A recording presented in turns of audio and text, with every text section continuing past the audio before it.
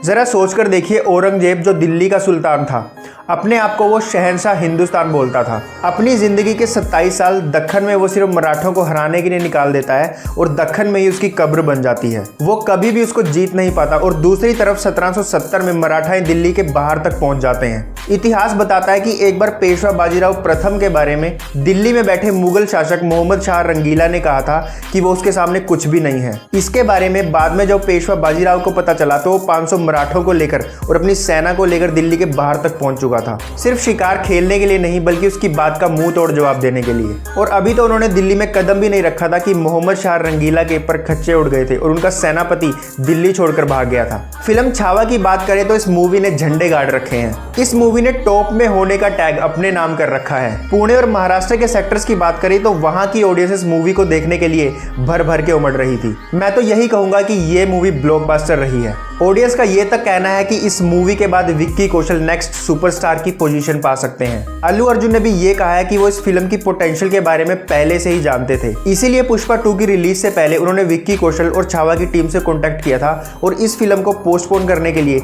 एक रिक्वेस्ट की थी और उसका इम्पैक्ट ये रहा था कि इस फिल्म को पोस्टपोन कर दिया गया था। अगर मैं बात करूं इस फिल्म के इम्पैक्ट की तो इस फिल्म ने हमारी सोसाइटी पर जो इम्पैक्ट डाला है ना, वो लाजवाब है। आप सभी ने और मैंने ये भी देखा था कि लोग थिएटर्स में रोते हुए नजर आए थे।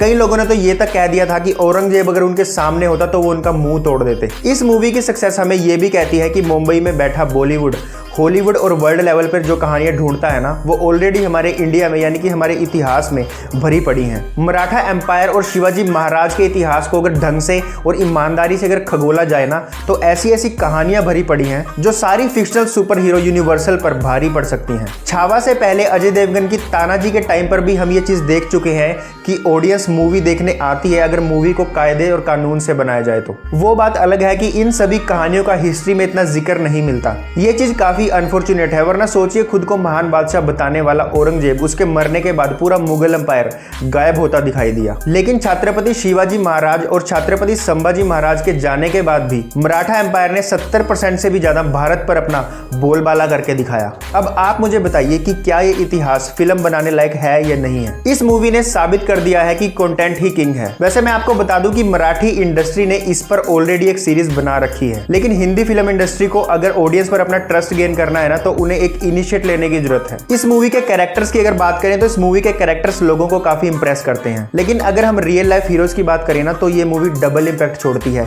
क्योंकि असल जिंदगी में रियल लाइफ हीरोज यही लोग रहे हैं। हमारी सोसाइटी में छत्रपति शिवाजी महाराज और छत्रपति संभाजी महाराज का जीवन एक मिसाल बना है। मुझे ऐसा लगता है कि इस मूवी की सक्सेस के बाद बॉलीवुड को भी इसी मूवी पर बेस्ड एक सीरीज बनानी चाहिए जो हमारे मराठा वॉरियर्स पर बेस्ड हो, क्योंकि ऐसे बहुत सारे महान योद्धा पैदा हुए हैं जिनके ऊपर रियल लाइफ बेस्ड स्टोरीज बन सकती हैं। एमसीयू का ही एग्जांपल देख लो, वो लोग फिक्शनल हीरोज पर मूवीज बनाकर $1 बिलियन छाप रहे हैं। जब हमारी फिल्म इंडस्ट्री में ही छावा जैसी मूवीज बन सकती हैं, तो उसे हम अपने रियल लाइफ के हीरोज का इतिहास बताने में क्यों यूज नहीं कर रहे हैं।